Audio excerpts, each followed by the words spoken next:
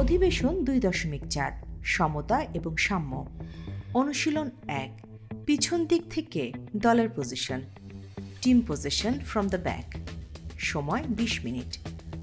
উদ্দেশ্য বলের পজিশন উন্নত করা এবং পুনরুদ্ধার করা, সহযোগিতার মাধ্যমে সমতা বজায় রাখতে সঠিক ভূমিকা পালন করা।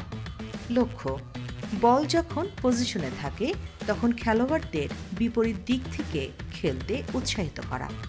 অনুশীলনের নির্দেশনা একটি মাঠের বাঁ পাশের ডিফেন্ডার বা লেফট ব্যাক, কেন্দ্রীয় ডিফেন্ডার বা সেন্টার ব্যাক এবং ডান পাশের ডিফেন্ডার বা রাইট ব্যাক এবং মিডফিল্ড ডিফেন্সিভ বা ডিফেন্সিভ মিডফিল্ড এভাবে পৃথক করতে হবে।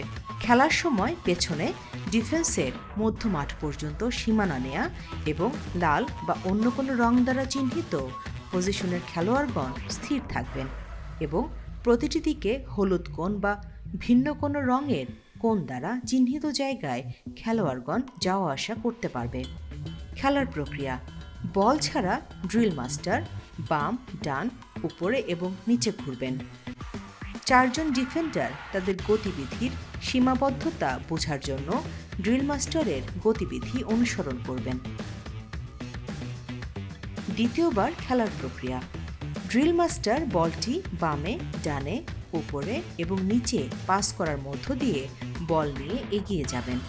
4 জন ডিফেন্ডার তাদের মূল খেলোয়াড়ের গতিবিধির সাথে তাল মিলিয়ে তাকে অনুসরণ করবে।